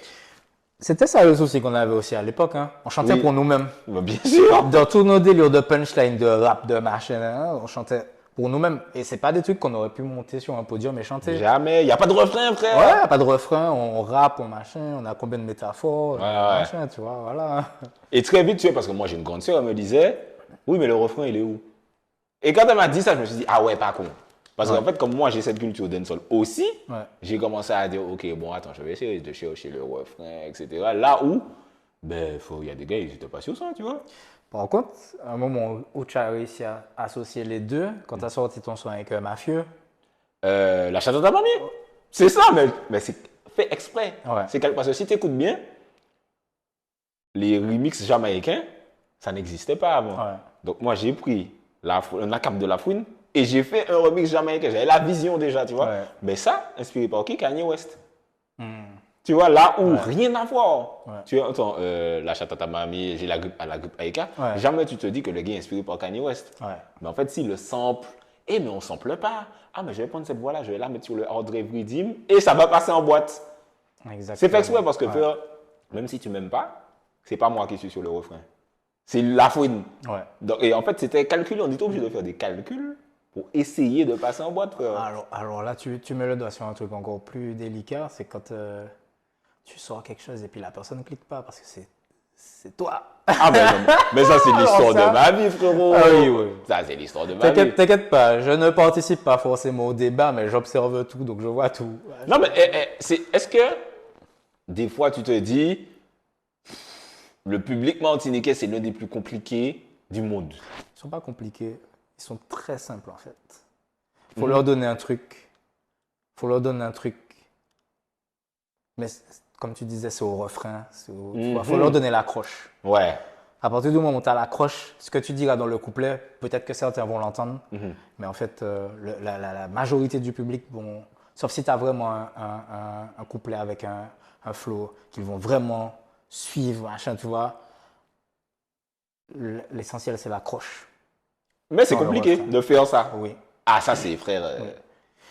Mais j'ai remarqué que Kalash, depuis qu'il a vraiment mis un coup d'accélérateur sur le chata, machin, tout ça, dans sa manière d'écrire, va te donner la grosse accroche dans le refrain. Il sera très technique. Il sera très technique dans ses couplets chata, machin. Faut pas. Bah, nous, la cataléa, ça caléa. Oui, Voilà. oui, nous, on va le voir. Même la manière de rimer. Hein, on toujours fait femme. Compliment. Non, continent. Continent, ouais. Tu vois? Donc, c'est ça. Hein, là, il faut redonner le truc qui accroche. Là, voilà, c'est ça. Et du coup, depuis cette période chata, ben, toi, tu as continué à faire des sons. Je trouve que tu as même expérimenté plus qu'avant. Tu as fait des sons beaucoup plus. Limite, tu as fait moins de rap. Tu as fait des sons guial, tu as fait des sons plus drôles. Ça a été quoi ton état d'esprit dans les années 2010, j'ai envie de te dire? Dans les années. Enfin, ouais. Déjà, en 2012, c'est là qu'il y a la mixtape Sans Fouter Style.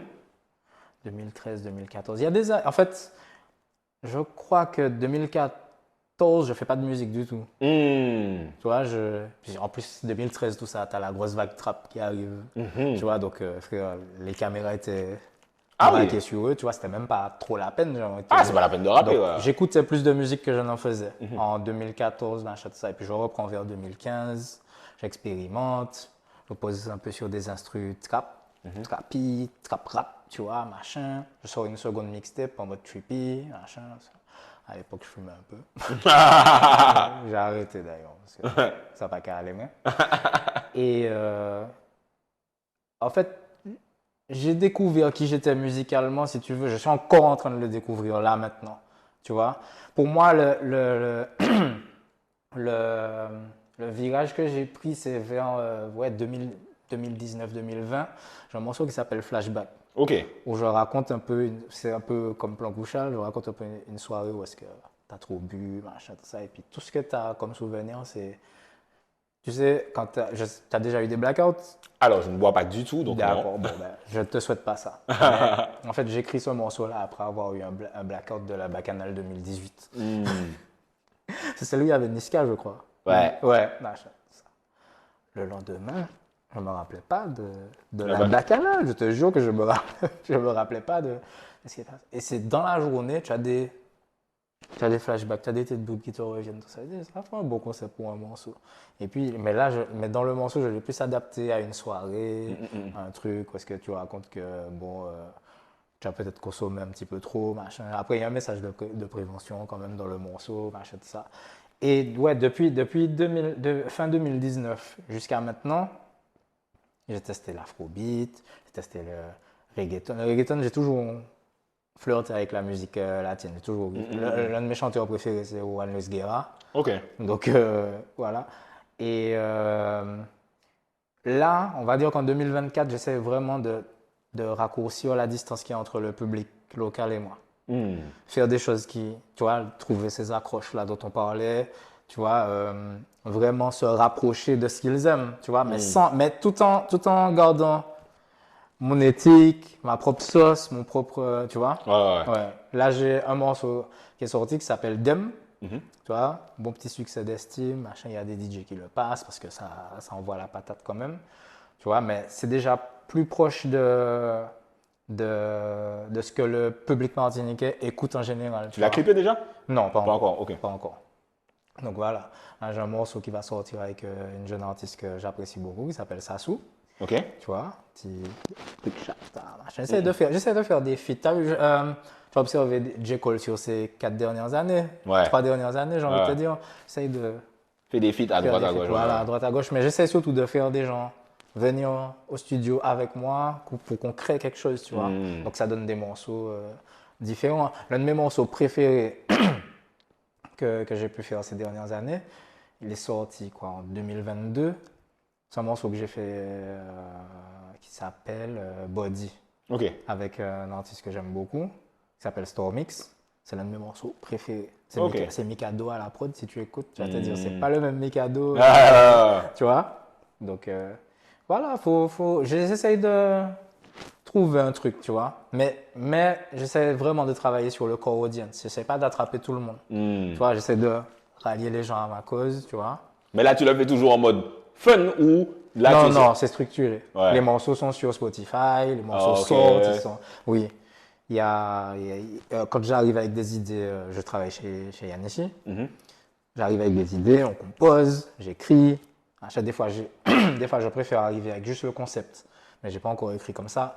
Quand tu travailles le morceau dans le studio, c'est plus en mode top line, en mode, tu sais, tu cherches des vibes, machin, des délires. Donc voilà. Ouais. Et tu as parlé de collaboration et tu as parlé de Kalash, donc ça me rappelle ce que je t'ai pas demandé. Tu as fait un feat avec Kalash Ouais. avant que Kalash soit. Vas-y. Il avait même pas encore les locks, il avait juste des vanilles. Ouais, ça s'appelle Wow. Ouais. Comment ça fait cette connexion? C'est via Shorty ou. Non, c'est mon producteur de l'époque qui me dit, ouais, parce qu'on observait. Ah, donc tu avais un producteur à cette époque-là? Oui, ouais, on peut dire ça. Oui, Ok. ouais.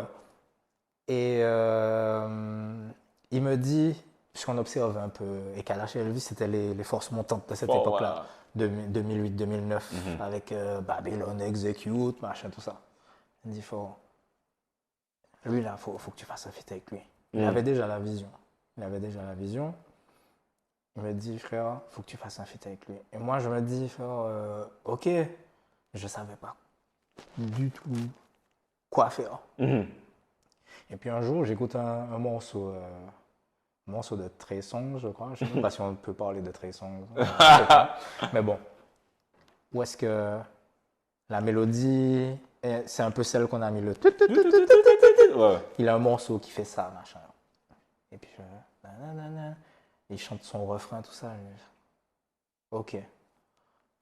2 jours après, on va au studio de Théroville, là. Le studio. Top Son? Top Son, ouais. Avec Don Shorty. Il dit, ouais, j'ai une mélodie là, machin.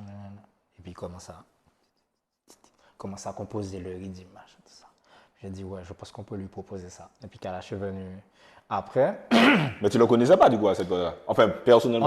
On s'était déjà vu, parce qu'à cette époque-là, il y avait beaucoup de podiums. Ah. Tu sais, les petits podiums où est-ce qu'on invitait les artistes underground qui avaient des tissons qui avaient tourné. Là, on disait pas buzzer. Non, ça tourne, exactement, tu vois. Donc, ouais. je l'avais déjà rencontré avant, machin, et il avait, même à l'époque du campus, où est-ce qu'il avait encore son afro, machin, tu vois, je l'avais déjà vu, tu vois.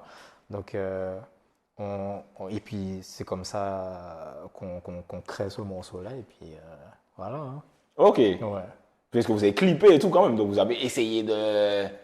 Exactement. Encore une idée de mon producteur de l'époque.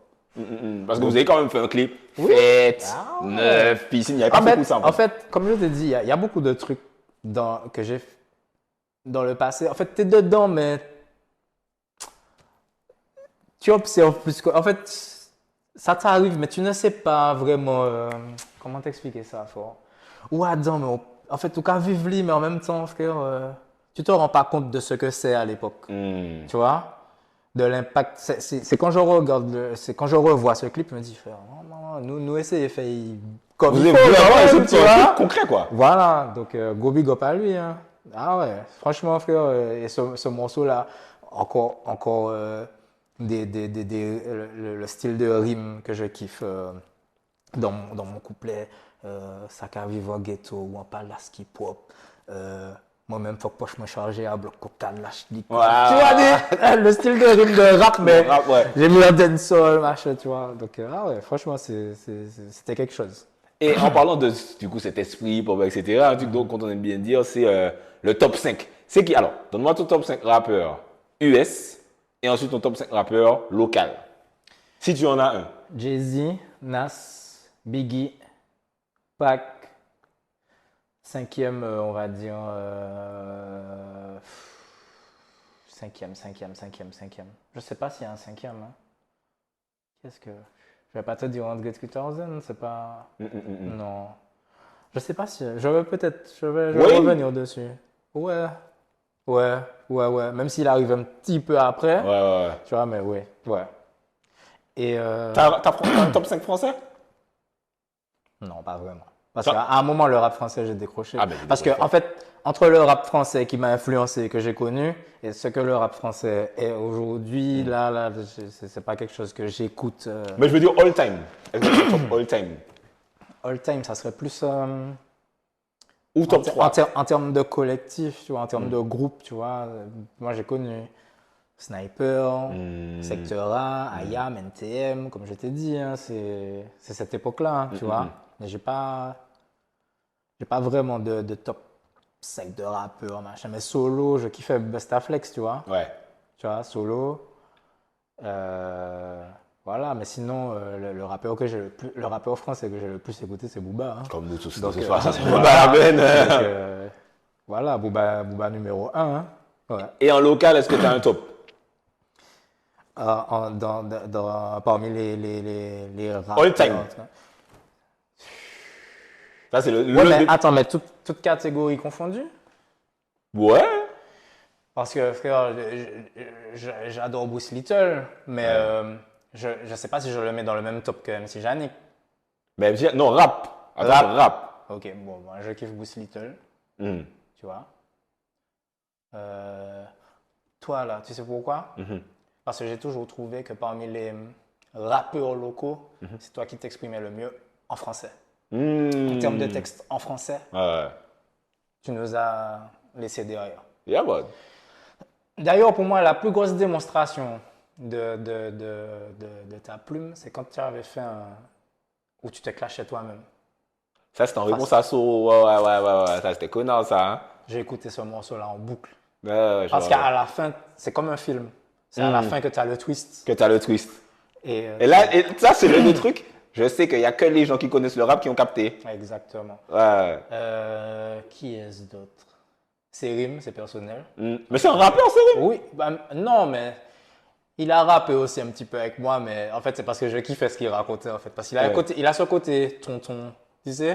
C'est un peu. En fait, c'est Rim avec nous, c'était un peu. Dans 113, là, Rimka. C'était un peu le tonton, tu vois. Ok. Donc, on le surnommait tonton Organize, tu vois, parce qu'il avait ce côté, tu vois. Ok. Carré, machin. Mali. Et puis pour moi, mais number one, frère, c'est Neg Lyrical. Hein. Ok. Ah ouais. Mais là, t'es sur Martinique ou t'es sur. T'as mis la Guadeloupe dedans? Non, Martinique. Martinique. Guadeloupe, je connais peut-être un petit peu moins, mais voilà, si un rappeur auquel je vais forcément penser en parlant de la Guadeloupe qui a sorti l'un des albums voilà, que je considère comme un classique qui s'appelle L'Indiscipliné, c'est Fokli. C'est fou comme Fokli, il a vraiment traumatisé tout le monde. Hein? Mais oui. Mais en fait, c'est exactement ce que je te disais. On ne se rend pas compte de ce que monsieur a fait. En fait. Mais bien sûr, on était dedans, baby, c'est moi qui bosse. Mais en fait, on ne se rendait pas compte que le mec, il avait trouvé la solution, quoi. Qu'il avait trouvé les compositions de rap sur lesquelles il posait, c'était fait localement. C'était pas, tu ne sentais pas forcément de grosses influences. Ils avaient l'influence américaine, toujours plus que nous ici. Mais ça sonnait local. Excuse-moi, mais GGDN, je compare ça à rien d'autre. Pour moi, GGDN, le gars a créé un univers. GGDN, l'instru. Je ne sais pas si tu te rappelles de Rolé.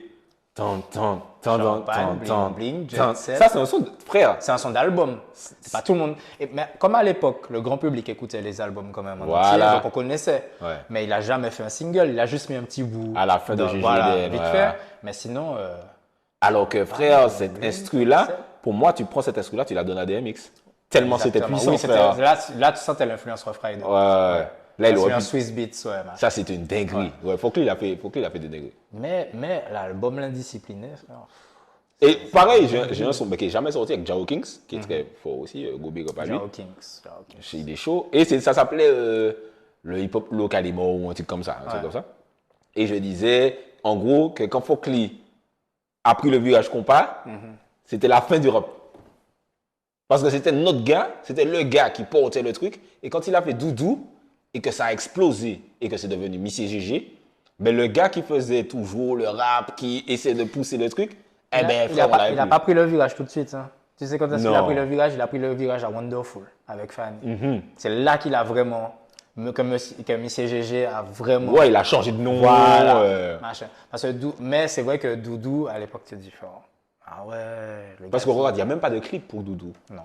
C'était pas ça le clip. Il a le clip chiant moyen, mais c'était pas. Et c'est du storytelling, hein, Doudou. En plus, ouais. Il raconte qu'il fréquente une meuf, machin, il faut qu'il se déplace, faire des kilomètres pour aller la check jusqu'au bout. Et les gens n'écoutent même pas les lyrics de ce son. C'est le flow. C'est le flow, mais il a vu, j'ai un autre super pouvoir, et en plus, ça va me faire gagner de l'argent. C'est terminé. Terminé. Et puis à cette époque-là, il y a eu Tikabzi, tu sais, les nouveaux groupes de compas qui arrivaient, donc ça a créé une petite mouvance, tu vois, donc voilà. Ah ouais. Tikabzi, relax, j'écoutais ça en boucle. Mais clairement, parce qu'en fait, c'est des compas modernes. Oui, et je pense que c'est ce qui a fait Fokli autant péter, parce que c'est le côté, mais c'est du compas, mais en fait, il nous dit des trucs que nous-mêmes, on dit Chabine, non. Franchement, Fokli, franchement, je pense que quand il a pris ce virage-là, c'était le dernier représentant dans le commercial, on va dire, et que là, c'était terminé. Exactement. Mais Go Big Up, légende, de toute façon. Quand je l'ai interviewé, j'étais en mode, putain, j'ai interviewé Fokli, c'est moi, je peux arrêter ma carrière. Ah ouais, mais Fokli, c'est quelque chose. Hein. C'est quelque chose. Déjà, le fait de s'appeler Fokli. Frère. Lorsqu'il a expliqué son nom, puisqu'on achetait des magazines, on lisait les interviews. Il a dit quoi? Je n'ai pas lu. Ouais, ben frère, moi je suis en mode j'emmerde tout le monde, donc j'ai pris le fuck, et puis fuck lui, marché, puis j'ai mis un Y au lieu de ça, parce qu'il a expliqué son nom, frère, en mode fort. Et puis à l'époque, il avait son espèce de touffe là. Ouais, quand il était jeune, c'était autre chose, encore plus. frère, Ouais. ah ouais. Mais en fait, faire des morceaux comme Obsédé sexuel, Obsédé tu vois, des trucs, des morceaux d'albums qu'on écoutait comme si c'était Ouais, des le singles, RMI, frère. tu vois. Oui, frère, tout le monde RMI, connaît le Thème, RMI. Ouais. Refrain, Il y a un morceau à lui que tu as repris avec Def J. Anima. Animant, tu vois, voilà. Qui pour moi est le meilleur son de rap antillais. Ouais. C'est pas possible. Tu Ouais. peux pas refaire ça, frère. Et c'est un cousin à moi qui m'avait fait. Tu écoutais Animant, mais j'ai l'impression que tu n'entendais pas tout. Il m'a dit, faut. En moi, mais c'est qu'à dire bégay. Pendant qu'à souffrir, silence, bacasser, mais c'est plein Ouais, d'essence. sans celle-ci. J'avais jamais percuté, frère. C'est mon cousin qui m'a dit, yo, Péri, écoutez ça, mais c'est qu'à dire. non, c'est Pendant qu'à trop. souffrir en silence, bacasser, mais c'est plein d'essence. Je dis, putain. Souvent, je dis qu'il y a des sons, c'est pas toi qui les as écrits, c'est Dieu qui est venu et tu étais déjà fort, hein. Ouais. Mais il t'a dit. Et Anima, pour moi, c'est ça. Parce que tu écoutes de la première rime à la dernière rime, il a atteint un niveau. Là, il est Kenry. Ouais. Niveau Kenry, c'est en mode fort. Mon pays, mes guadas sans elle. La sistane, tout le monde aime l'argent facile, mais tout le monde est dépendant des c'est pour briller. Hein. Et aux États-Unis, ils ont une expression qui te dit que tu as quitté la Terre. You Left Earth. Eh ben, c'est là, c'est ça, les gars. Il a quitté la planète. Exactement, Et là, c'était trop un délire, frère. Est-ce qu'il y a des sons comme ça où tu te dis, ah ouais, celui-là, ou un rappeur antillais où tu t'es dit, ah ouais, là, ça c'est le rap antillais que j'aime. Ah bon, quand j'écoute les morceaux que NDX a fait par exemple avec comment il s'appelait déjà? Aïe aïe aïe, j'ai oublié son nom. Non mais c'est parce que NDX avec Mikey, c'est Mikey Quoi, Mikey Debouya? Mikey Debouya. Ah. J'espère que tu vas couper ça. Que je cherche comme ça là. Yes, sir? Ouais. Ah. Ouais. Kid MC. Kid MC. Jao Kings. Tu sais, il y a tu connais Aloguada Bobo? Merde, le nom du rappeur m'échappe, mais il a fait ça avec Foxy Miller. Si, seulement payé à partir en Ouais. Tu vois ça là? En fait, c'est comme si c'est un imant. Ouais. C'est comme s'il a refait. Je crois que c'est Snooty. Ouais. Il a refait. C'est une dinguerie. Et il y a 2-3 sons comme ça où je me dis, putain, c'est ça le rap entier qui devrait. Ouais. Il y a une punchline qui m'avait marqué de Jao Kings. Parce que son écriture est tellement subtile. Il te met la punchline, mais faut suivre. Ouais. Je crois, il est dans un parking, c'est un freestyle, c'est clippé, je crois. Et puis il te dit, Mike là, chauffant la même manière en micro-ondes. Je crois que c'est ça la punchline. Ouais, J'espère que j'ai pas déformé son. Quand j'ai entendu ça, il dit, waouh. Non, Ça, c'est le rap que j'aime. Ça, c'est les rappeurs guadeloupéens, franchement, j'ai saigné, frère. J'ai saigné de ouf. Est-ce que tu te souviens, je sais pas si on devait faire une mixtape ensemble, je sais pas ce qu'on devait faire, mais on avait fait un son ensemble, qui était tuerie, frère, sur un dub de Lil Wayne. Sur un dub de Lil Wayne et un pote à lui, Geda Geda. Et après, on devait faire un son sur Lil Wayne et Joel Santana. Ouais. Oh, ça, on aurait vraiment plié le truc. En vrai, ça, c'est un gros acte manqué parce que, franchement, en Martinique, je me dis, les punchlines, les gars vraiment c'est nous deux. Et je me dis, putain, on aurait dû faire. Je pense qu'on a loupé un truc. Même pour même si ça n'aurait pas été, frère, platine ou je sais pas. Mais, faire cette mixtape-là, Specta et Perry, et puis, frère, échange de punchline, concept, machin. Mais en fait, à l'époque où est-ce qu'on était dans cette espèce de bulle underground, où est-ce qu'il y avait des gens qui suivaient quand même, machin, ça, on est sorti un peu de la bulle et on a compris que le public, le grand public n'était pas sur ça. Donc on a pris le pli, tu vois. Ouais. Dit, bon, tu vois. Ouais. Mais c'est vrai qu'il y avait des trucs à faire. Ah, mais il y a des trucs à faire. En fait, on n'a pas passé le flambeau, on l'a éteint. Ah, on l'a À ce éteint. niveau. Non, moi, je l'ai passé. Je l'ai donné à Meryl.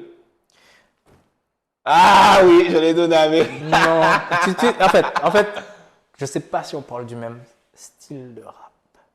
Non, je suis Parce d'accord avec toi. elle, son écriture est très adaptée, très moderne, très. Maintenant, Voilà, parce que ah oui, ouais. au début, J'ai eu le temps de au vous début, voir, Meryl, c'était Baby Rappeuse, Specta. rappeuse, ouais. C'était Baby. Quand on est arrivé, notre premier son, le premier clip de Meryl qui existe sur YouTube, ça s'appelle Agression textuelle. C'est Ouais. pum, pum, pum, pum, pum, pum, pum, Ouais, et j'arrive. Si vous voulez, elle arrive, Parce que- si vous parce que- cherchez un et puis en fond dedans, je fais un tout au récif sous les lyrics, la café rentre dedans. Elle rappait. Ouais. T'avais un freestyle, je crois, qui s'appelait Vegeta. Ouais. Moi, j'ai fait Super Guerrier, j'ai fait Un Vegeta, truc comme ça. j'ai tout fait. Punchline dans ta gueule comme un fucking appareil. On était drôle. frère. Ouais, non. Quand j'ai entendu ça, bon, je suis resté 5 minutes à me rouler par terre. Je me suis dit, mais non, frère. On avait des lyrics. Non, on était sur ça. On était vraiment. On était sur ça. Et pareil, comme tu dis, on a un peu éteint le flambeau et j'ai l'impression qu'on est l'une des dernières générations parce que là, il y a des bons trucs, mais c'est plus des punchliners. Souvent, on me demande, vas-y. Parce que tu m'as parlé de Meryl. Meryl ne rappe plus comme à l'époque d'agression textuelle. Non. Tu vois ce que je veux dire? Donc, Parce voilà. qu'elle peut le faire, mais ça oui, sert à rien. Tu vois. voilà, ça sert à rien. Parce qu'elle sort de son. Donc, quand je te dis qu'on a éteint le flambeau, c'est le flambeau du rap que nous, on. Ouais. Tu vois, Parce le que côté- moi-même, je lui ai dit, frérot, tu sais faire ça, je sais que tu sais faire ça, arrête tout de suite. Ouais. Tu vois, fais des trucs. Je me souviens, elle avait un son où je lui ai dit, là, tu essayes des techniques comme Kérosène. C'est bien, Kérosène, il a son public et tout. Mais frère, personne ne va comprendre ce que tu dis, ça sert à J'ai mis rien. Kero dans mon top là, frère. Mais j'aimais pas Kero dans rappeur, moi. J'ai tout le temps cette discussion-là, j'aimais pas du tout Kero dans rappeur. Ah bon? Non, moi j'aimais Kero dans dancehall, frère. Et je trouve que Kero rappe sur. Putain, on est des connards, on n'a pas dit Young Cheng. Non, mais justement, j'allais y Young venir. James. Non, j'allais y venir. Hein. Ouais. Parce que bon, malheureusement, entre guillemets, historiquement, quand tu entends Kero, tu penses à Young voilà, Cheng. voilà. Mais pour moi, Kero, enfin, si tu veux, c'est pas un rappeur, mais quand Ouais. il rappe, je reste. Mais quand il rappe, oui. Quand il Voilà. rappe, oui. Ouais. Alors que Young Cheng, tu vois, il a un catalogue rap de dingue. Oui, Par quand exemple, il a sorti Sans Amis, ouais, on était connectés. c'était hein. fini, On lyrics était- de la semaine, Ouais. le gars posé sur des trucs, je me disais, ah ouais. Pour moi, c'était fuck Lee. Ah, on a Young Cheng, on a un successeur. Mais, comme il y a le Dead Soul, Sokola Valley, etc., c'est Voilà. chaud hein, pour les rappeurs. Young Cheng, c'est exactement un produit de son époque dans le sens où, lorsqu'il a fait Sans Amis, rap, machin, etc., sur des prods durs, machin, etc., quand il a vu que la tendance a changé, il s'est adapté aussi, tu vois. Et Donc, c'est super bien voilà. adapté, ouais. Ouais. Non, c'est cool. Et quand tu écoutes les textes quand même de Chocolat Vanille, machin, il te les chante en mettant micro assis Je là. les Tu sens que l'écriture reste pointue. Et ça, quand c'est même. des gars Voilà. qui ne savent, je parle aussi souvent de ça, ils ne savent pas éteindre ça. Ouais. Il ne peut pas. Ouais. C'est impossible. Young Cheng ne peut pas faire un son sans lyrics. Ouais. Alors que ça l'aiderait, puisque lui, il est fort en mélodie, il est fort en bounce, il a le truc. Si Young Cheng décide d'arrêter de faire un bouillon, ça peut péter. Ouais. Mais je suis sûr que l'huissier ne peut pas éteindre. Il ne sait pas appuyer sur le Mais bouton. moi non plus, je sais pas faire ça. Hmm. Là, je fais énormément de petits morceaux, chata, machin, tout ça. Mais dès que je vais rentrer dans le couplet, Technique. tu vas sentir qu'il y a un, truc, qu'il y a un C'est une minimum. maladie en vrai. Oui. Bon, après, c'est comme je t'ai dit, on est des produits de notre époque. Hein. On va pas se mettre à chanter comme les plus jeunes d'un coup comme ça. Et puis, je veux pas non plus. Tu vois, j'ai envie de prendre un petit peu de ce qu'ils font, mais toujours garder, tu vois. Ouais. À mon âge, je vais pas faire du, comment ils s'appellent ces gars-là qui me font beaucoup délirer, TKD, tu vois, machin, comment ils s'appellent? La toxie, tout ça. Ouais. J'aime beaucoup ce qu'ils font, mais je ne vais pas faire comme eux, tu vois, ça serait ridicule pour moi, tu vois, dans le sens où mon en l'âge, je ne vais pas faire le délire des jeunes, tu vois. Ouais. Et je trouve qu'ils le font bien. Tu vois, le vieux clébard, machin, tout ça, c'est des trucs qui me font délirer, tu vois. Il a un autre son. Où est-ce qu'il commence là? Kaiveyo. Ouais, machin, ça, c'est tu vois, je tout trouve ça ouais. génial. Tu vois, donc, ah ouais, franchement, ah ouais, wap. Les paroles sont sales, mais au niveau du flow, Du technique, mais la technique, c'est là. faut le poser ça. Hein. Ah, Faut le poser. Donc voilà. Et du coup, on pourrait parler 150 ans de musique, mais du coup, qu'est-ce que tu as comme actu? Qu'est-ce qui va arriver? Qu'est-ce qu'on peut suivre? Mais là, il y a le DEM qui est sorti. Je devais le. Ça s'écrit DEM? Oui, DEM. Ok. Je t'ai dit que Simple. je rapproche, je ferme le gap là. J'essaie de, tu vois, trouver des choses simples, machin. De faire le clip ce mois-ci, mais bon. Alors on parle. La Martinique Bouille.